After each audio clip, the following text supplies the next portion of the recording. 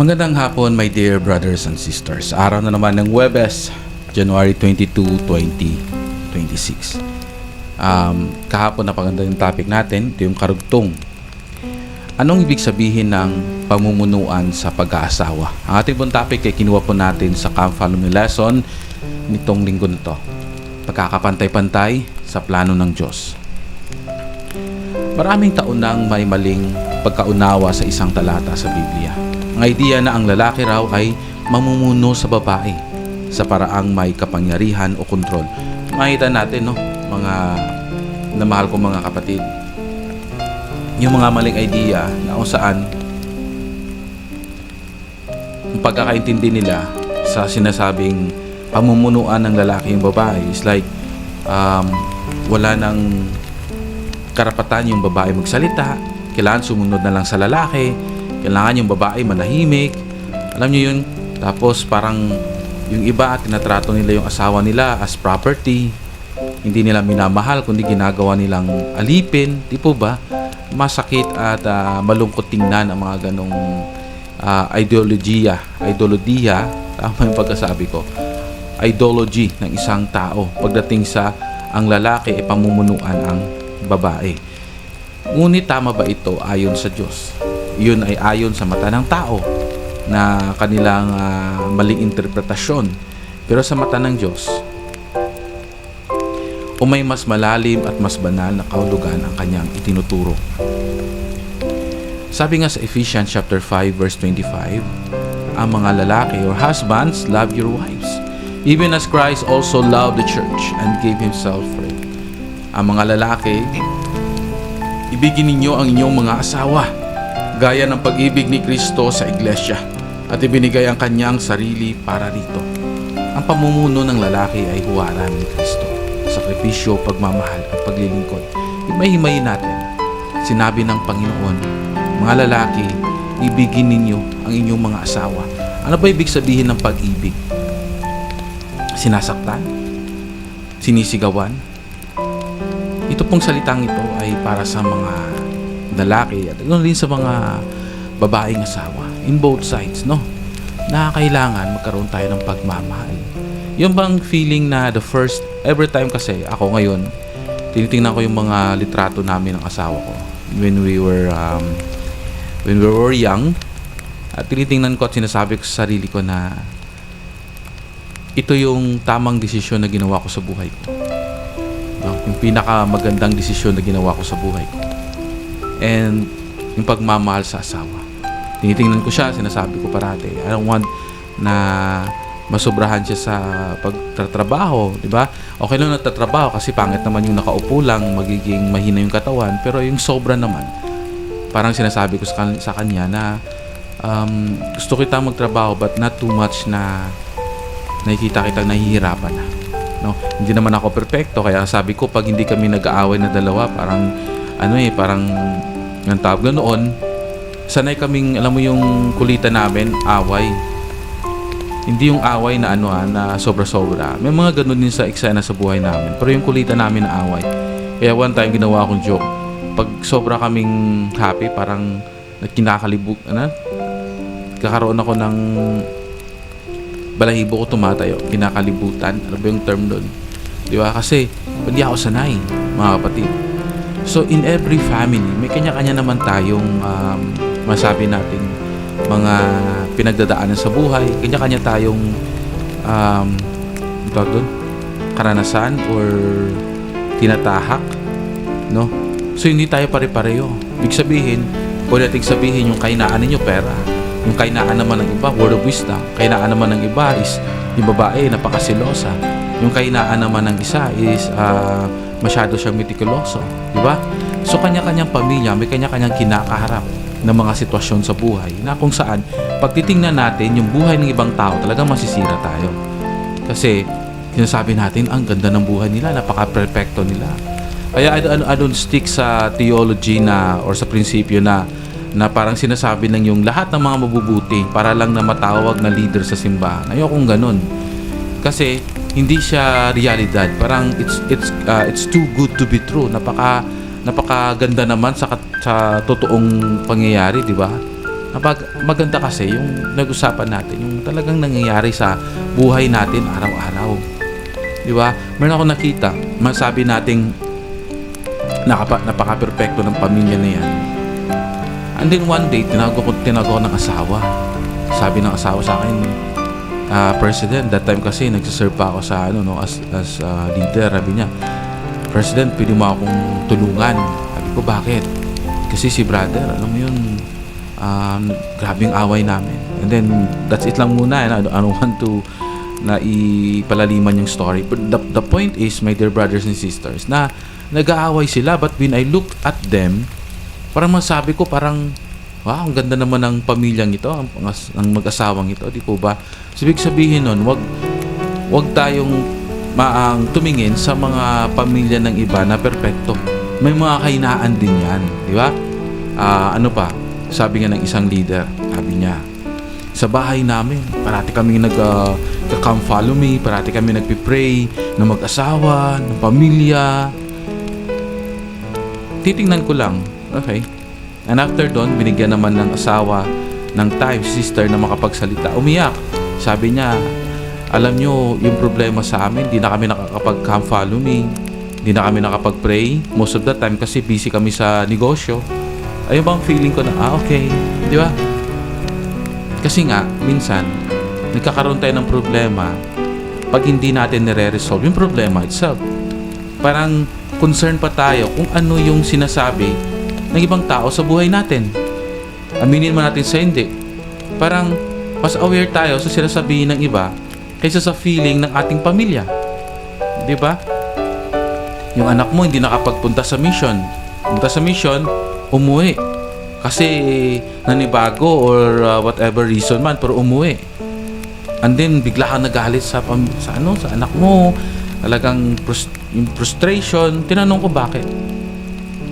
Dahil sa baka, no? Anong sasabihin ng ibang mga miyembro? And parang mahalaga ba yun? Diba? Ang mahalaga sa pamilya, kaya sinasabi ko sa bahay namin, this is the culture na gusto kong ayusin na. Gusto ko yung ating pananampalataya at ating commitment or devotion natin sa Diyos, hindi sa tao. Maglingkod tayo sa kanila. Huwag natin silang gawing standard kasi hindi maganda yun sa pamilya. Mas mahal ko yung mga anak ko, mas mahal ko kayo. Yung anak ko pumunta sa mission, umuwi, wala akong pakialam. Ang pakialam ko, okay yung anak ko, malusog siya at makapagpatuloy siya sa buhay niya, makapagbago siya. Di po ba? Yun dapat yung pananaw natin. Hindi ko ano yung pananaw ng ibang tao para sa atin. No. And napakalaga yung topic na to para sa akin, my dear brothers and sisters. Kasi as we grow old, grow matured, kailangan na malakas tayo hindi lang sa labas. Kailangan malakas tayo sa loob. And of course, hindi tayo magiging malakas kung hindi natin kasama si Jesucristo. Kaya nagsisimula yung pagmamahal. Kasi mga kapatid, hindi naman yung pagmamahal na parati tayo nagkukulitan, nagsisaying I love you, di ba? Anong tawag doon? Yung parang pelikula na parating masaya. Kasi yung pagmamahal, kasama na doon yung pagtitiis. Kasama din yung sakripisyo. Kasama din yung paglilingkod. Kasama din yung pagtitimpi. Kahit gusto mo na siyang suntukin, di ba? Kahit gusto mo na siyang sampalin. Pero nagtitimpi ka. Aminin na natin, realidad. May ako nakausapan, nag-aaway pa kayo na misis mo? Sabi niya, ay wala kami, di talaga kami nag-aaway kahit minsan. Okay? Di ba? Diba? Yun yung realidad, di po ba? Kaya mas maganda na mas pure, mas sa bahay ni Kuya nga, magpakatotoo ka para na matulungan ka. Di ba? Isa kang pamilya, sabi niya, nag-talk.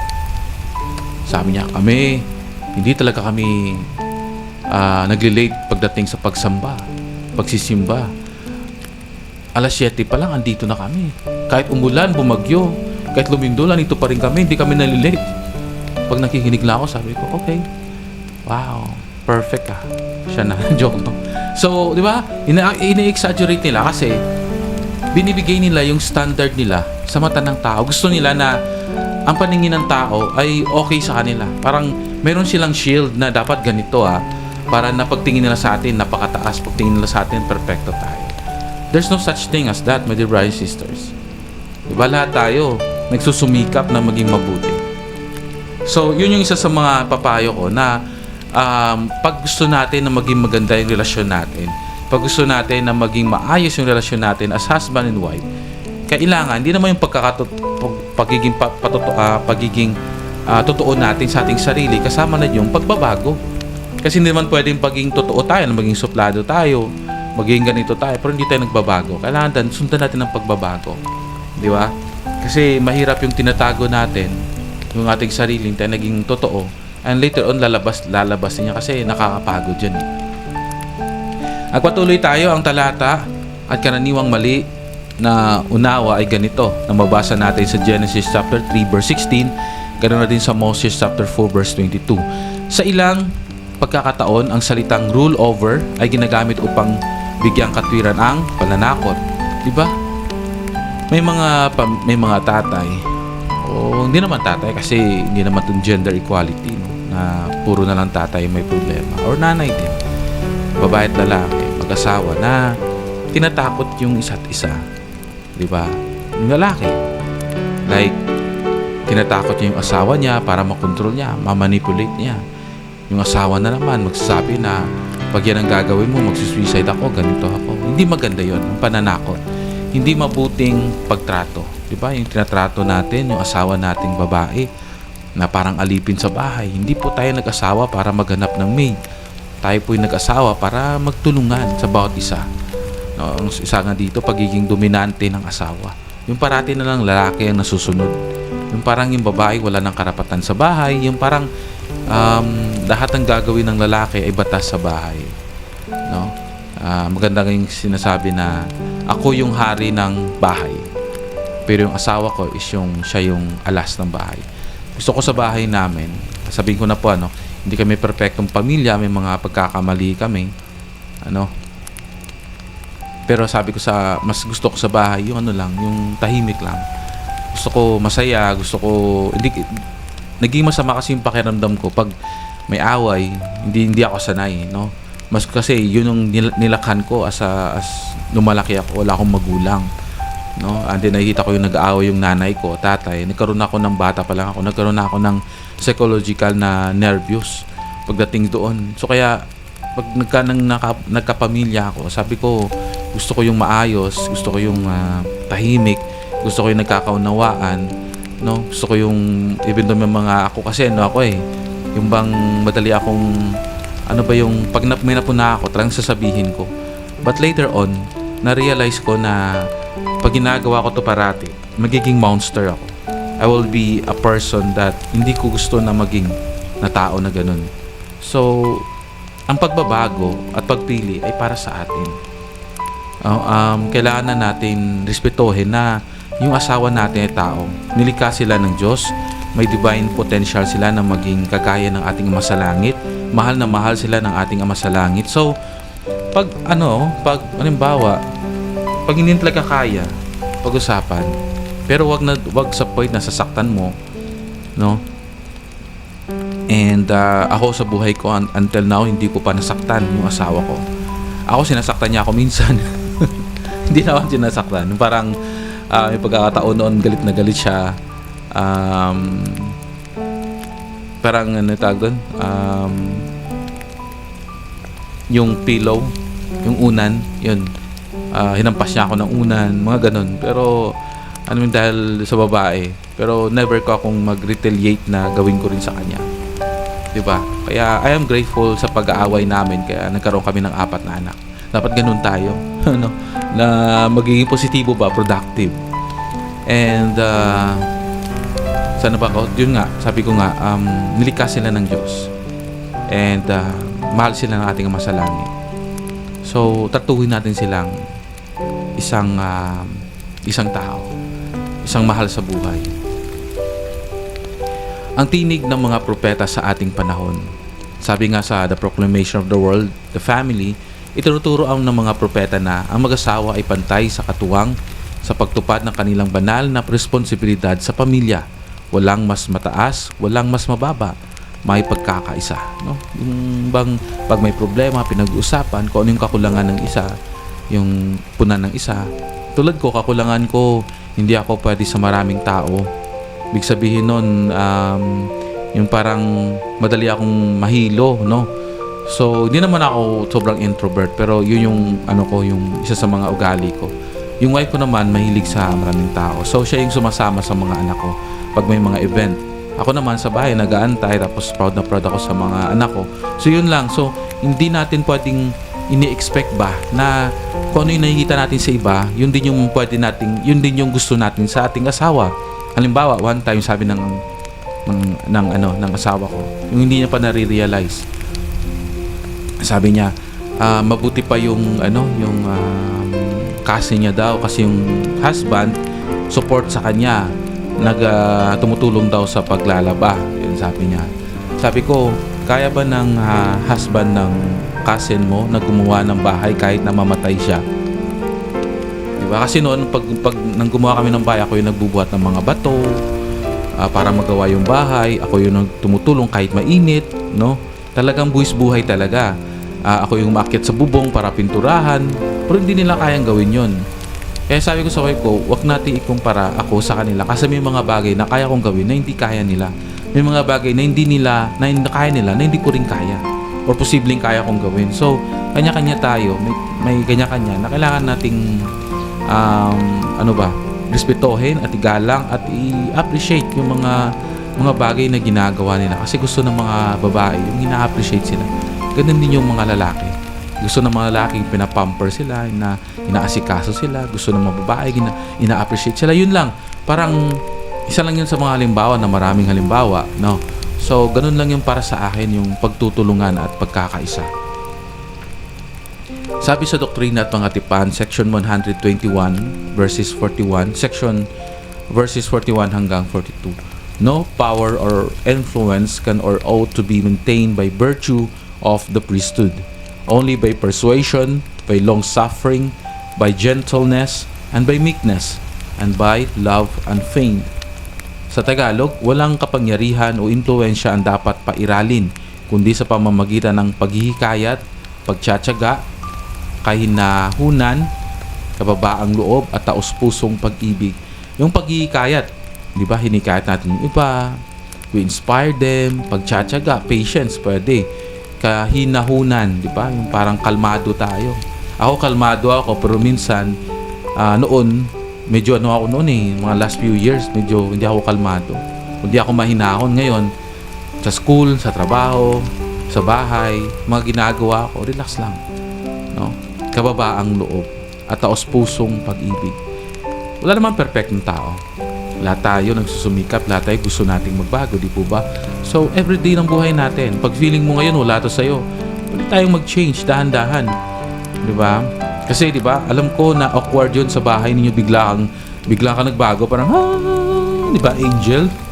Sabi na sa ano ka, naging anghel ka yata, bigla ka naging anghel, di ba? So, dahan-dahan na gawin natin yan.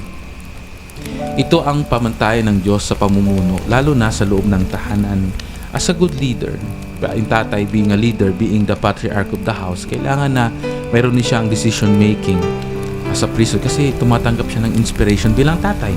Ganun yung inspirasyon bilang nanay. Kakatanggap yung tatay ng revelasyon bilang tatay, ganun din yung nanay.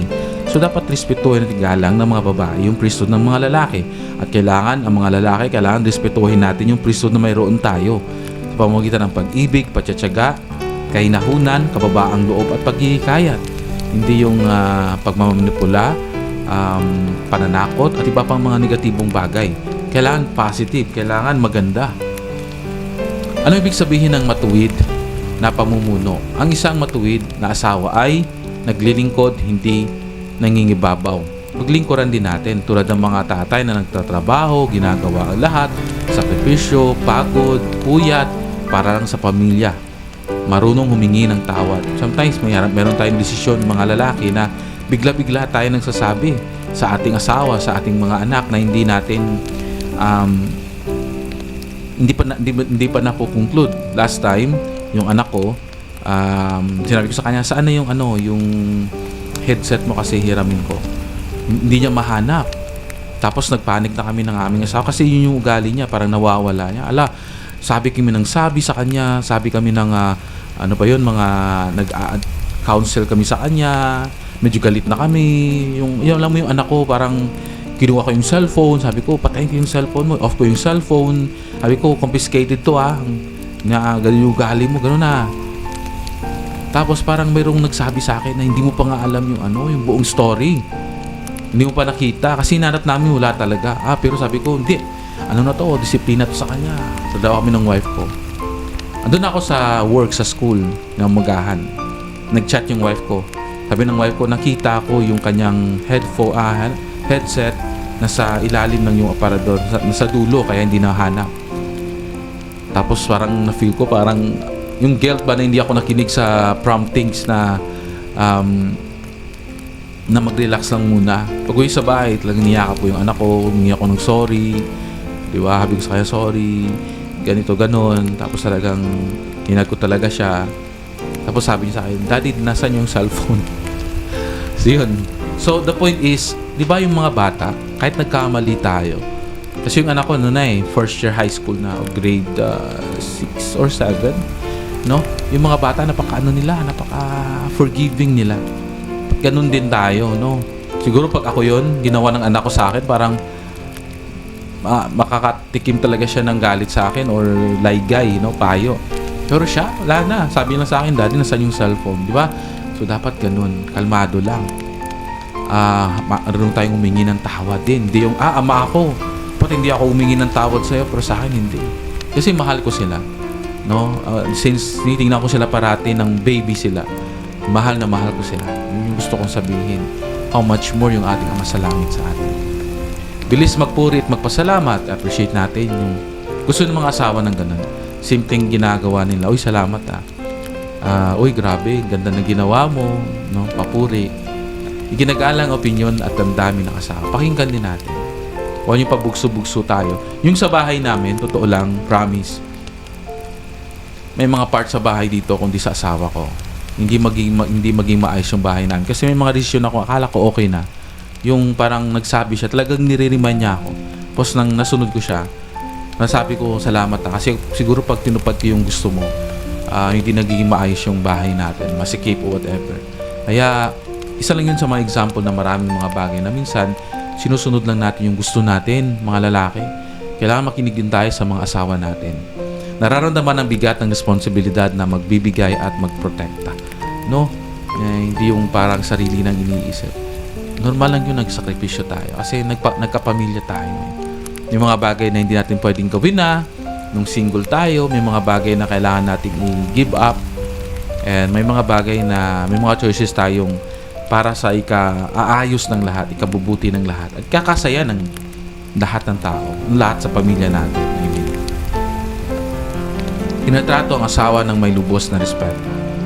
Ang pamumuno ay ministeryo, hindi kontrol. Tandaan natin yan Ang pamumuno ay hindi siya kontrol na kinukontrol natin, kundi ministeryo. Sa labas yun, yung pagkontrol. Sa labas yung ginagamit nilang kanilang kapangyarihan sa paggawa ng kasamaan. Pero sa loob ng bahay at sa loob ng simbahan bilang Kristiyano, pambuting tao, iba yung pamumuno.